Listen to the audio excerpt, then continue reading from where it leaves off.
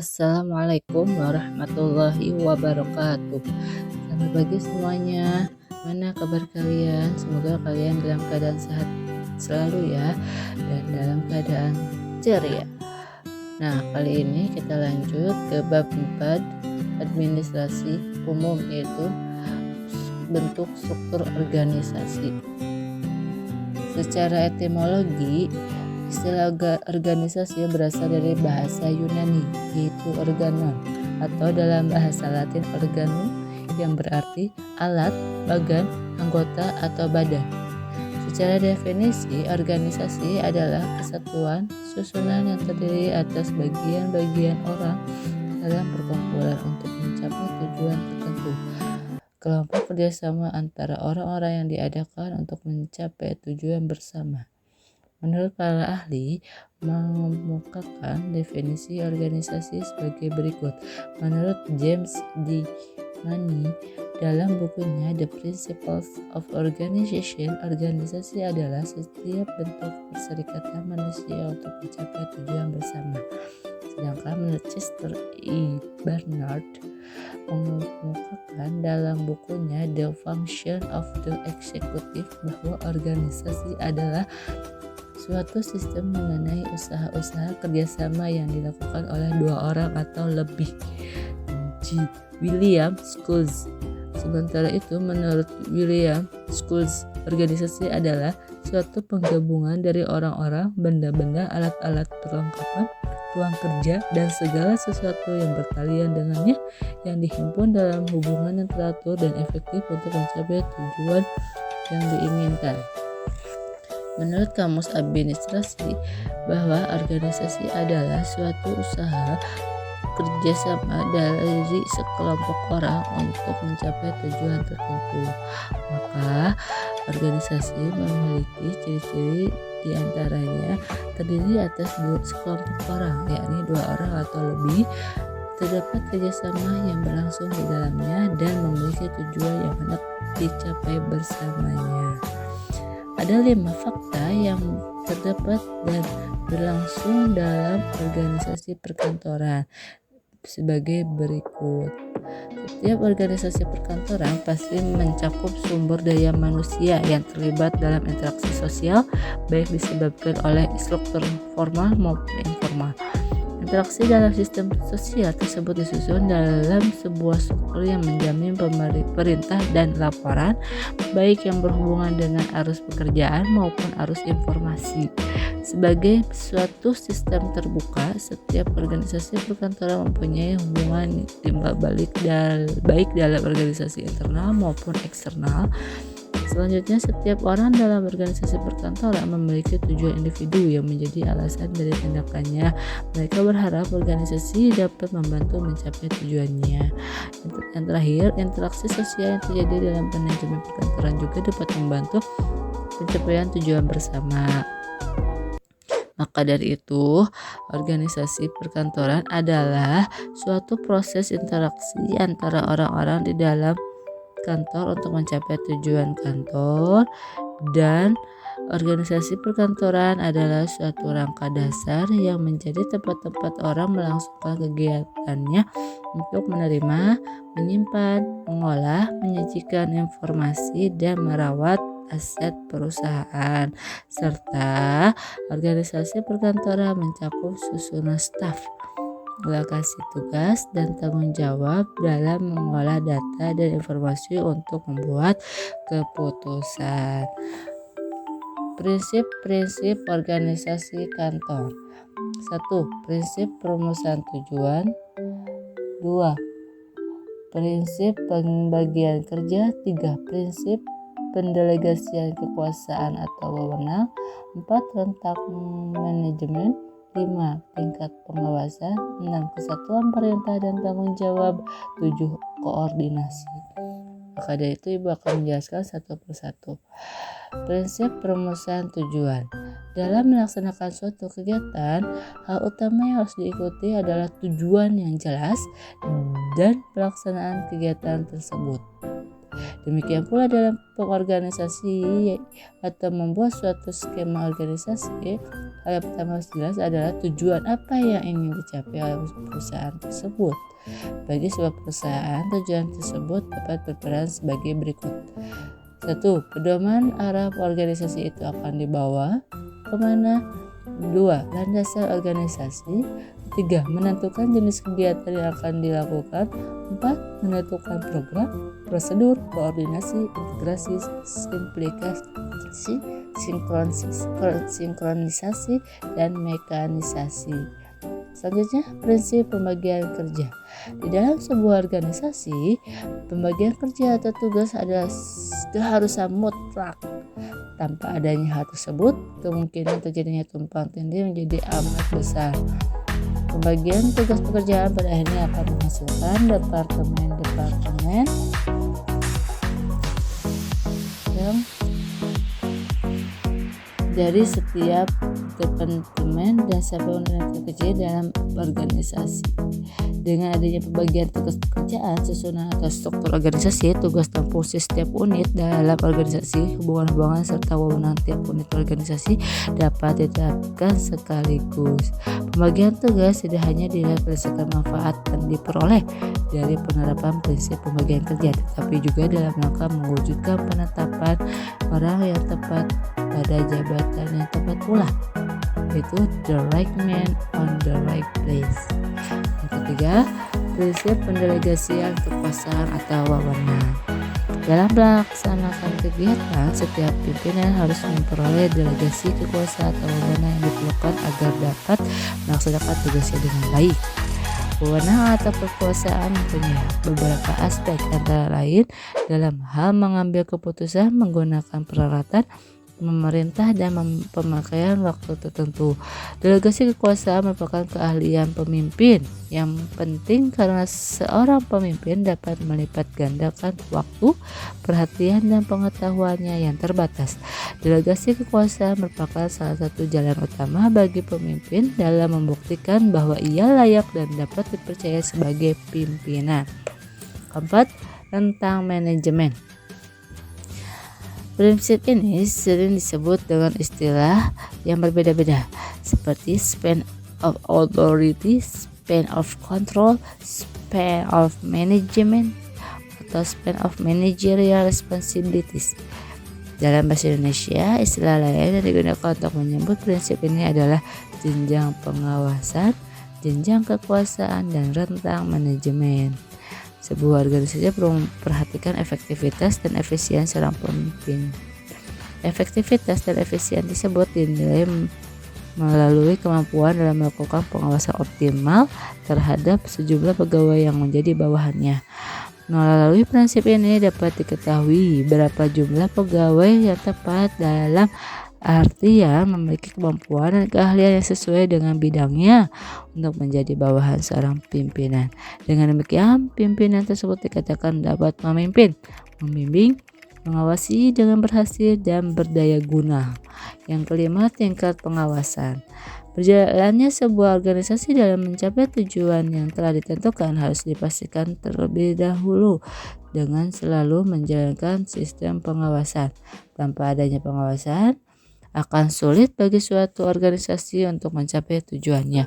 Oleh karena itu, penyusunan organisasi harus memperhatikan kemudahan sistem pengawasan. Berdasarkan prinsip ini, tingkat pengawasan atau tingkat pimpinan hendaknya diusahakan sedini mungkin. Di dalam suatu organisasi diusahakan agar organisasi dibuat sederhana mungkin selain memudahkan komunikasi. Hal ini juga bertujuan agar dapat memotivasi bagi setiap orang di dalam organisasi untuk mencapai tingkat-tingkat tertinggi di dalam struktur organisasi. Keenam, kesatuan perintah dan tanggung jawab. Dalam sebuah organisasi, seorang bawahan biasanya mempunyai atasan. Melalui atasan tersebut, ia menerima perintah dan kepada atasan tersebut pula ia memberikan pertanggungjawaban atas pelaksanaan tugasnya. Artinya, seorang bawahan hanya mempunyai seorang atasan.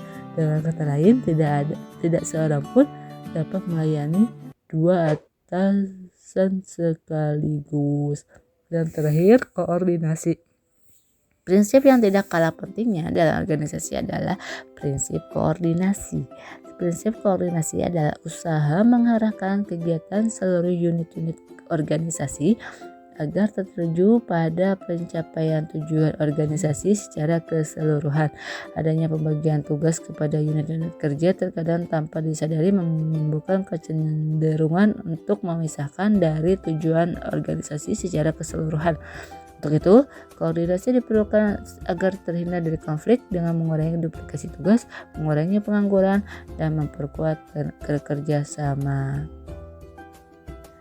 Struktur organisasi. Struktur organisasi adalah suatu kerangka dan tata susunan perwujudan pola tetap hubungan antara tiap bagian, fungsi-fungsi, serta posisi atau orang-orang yang menunjukkan kedudukan, tugas, wewenang, dan tanggung jawab yang berbeda-beda dalam suatu organisasi.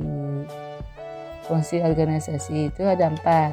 Yang pertama, fungsi struktur organisasi yaitu menjelaskan kedudukan seseorang dalam struktur organisasi sehingga mudah melakukan koordinasi di setiap bagian dan fungsi orang yang dipercayakan dalam suatu organisasi. Yang kedua, mengurai pembagian kerja sehingga memudahkan pimpinan untuk melakukan monitoring dan pengendalian. Ketiga, menunjukkan hubungan antar bagian atau posisi dalam melaksanakan tugas dan tanggung jawab. Yang keempat, memberikan gambaran tanggung jawab setiap anggota terhadap pimpinan atau atasan yang telah memberikan wewenang yang harus dipertanggungjawabkan. Bentuk-bentuk organisasi itu ada 3. Organisasi garis atau lini, organisasi garis dan staf, dan yang terakhir organisasi fungsional. Organisasi garis atau lini dalam bentuknya dibagi ke dalam unit-unit kerja pada tingkat atau jenjang yang diperlukan. Wewenang dari pucuk pimpinan mengalir langsung kepada para pimpinan unit dan tata jenjang organisasi. Setiap pimpinan unit memegang wewenang dan tanggung jawab penuh terhadap bidang kerja unitnya. Semua pegawai pada unit tersebut menerima instruksi dan petunjuk langsung dari pimpinan unit dan langsung mempertanggungjawabkannya. Pada bentuk organisasi lini atau garis, lalu lintas wewenang dan tanggung jawab berjalan secara lurus dan vertikal melalui saluran tunggal, sehingga bentuk struktur organisasinya lebih sederhana. Kelebihannya yaitu 1. Kesatuan perintah lebih terjamin karena pimpinan berada pada satu tangan. 2. Proses pengambilan keputusan dapat berjalan lebih cepat. Dan 3. Rasa kesetiakawanan antara pegawai lebih tinggi karena lebih saling kenal. Sementara itu ada kekurangannya bentuk organisasi garis atau lini ini. Ada 3 juga, yaitu 1. Seluruh organisasi sangat bergantung pada satu orang. Jika pimpinan tidak mampu memimpin kelangsungan organisasi tersebut dapat terancam jatuh atau bahkan hancur. Yang kedua, biasanya pimpinan cenderung otoriter. Yang ketiga, pegawai lebih sulit untuk berkembang. Yang kedua, organisasi garis dan staf. Pada organisasi garis dan staf, pimpinan organisasi mengangkat tenaga staf dan untuk membantu pelaksanaan semua pekerjaan yang sangat luas. Pada bentuk ini, unit organisasi disusun menurut bentuk lurus atau garis, tetapi pada unit pimpinan ditambah tenaga staf sebagai tenaga ahli perorangan atau suatu unit khusus untuk bekerja bertugas memberikan bantuan keahlian kepada pimpinan organisasi. Kelebihannya, organisasi garis dan staf itu ada 3, yaitu 1. Memudahkan untuk pengambilan keputusan yang tepat karena adanya staf ahli. Yang kedua, cocok digunakan untuk organisasi besar yang memiliki tugas dan tujuan yang luas. Yang ketiga, lebih mudah untuk menerapkan konsep the right man on the right place. Sementara itu ada kekurangannya. Cuma ada 2 ya, yaitu yang pertama, kesetiakawanan antar pegawai sulit dibina karena luasnya organisasi sehingga karyawan tidak saling mengenal. Yang kedua, koordinasi sulit dilakukan karena rumitnya susunan organisasi. Yang terakhir, organisasi fungsional. Pada organisasi fungsional, seorang pimpinan tidak mempunyai bawahan yang jelas. Hal ini karena setiap pimpinan berwenang memberikan perintah kepada setiap bawahan jika ada hubungannya dengan fungsi pimpinan tersebut. Spesialisasi setiap bawahan dapat dikembangkan dan dimanfaatkan semaksimal mungkin.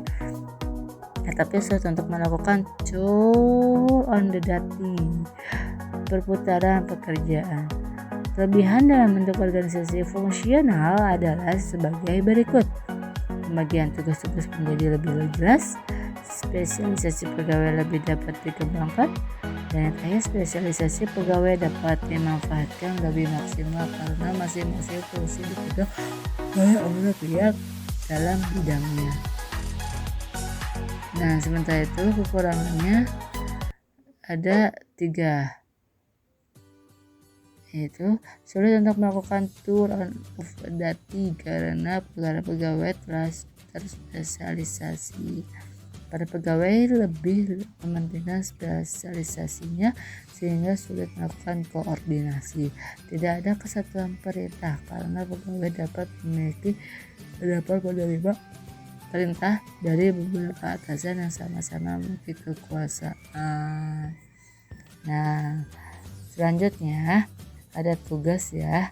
Untuk tugas mandiri perorangan, dengarkan materi bab 4 yang Ibu sampaikan di YouTube, lalu resumlah di buku tugas administrasi umum kalian. Hasil resumlah kirim ke GC Google Classroom yang dikumpulkan tanggal 1 September 2021 jam 6 malam waktu Indonesia Barat. Untuk kelompok, carilah bentuk organisasi perusahaan, itu perusahaan baik itu perusahaan swasta atau pemerintah di website perusahaan tersebut. Kayak struktur organisasi, bentuk organisasi itu seperti struktur organisasinya ya, carinya. Terus buat analisis tentang bentuk organisasi perusahaan tersebut dengan bentuk organisasi dan fungsi manajemen yang telah dipelajari sebelumnya.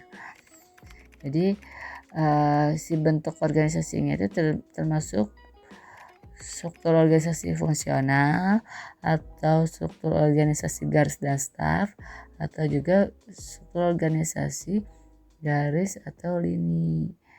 Nah, terus ditambahi dan fungsi manajemennya jelasin. Nah, setelah itu buat laporan dalam bentuk tulis tangan di kertas folio bergaris ya. Dikumpulkan pada hari Rabu tanggal 8 September 2021 jam 6 malam waktu Indonesia bagi Indonesia Barat. Nah, sekian dari Ibu. Assalamualaikum warahmatullahi wabarakatuh. Tetap sehat dan tetap ceria. Bye.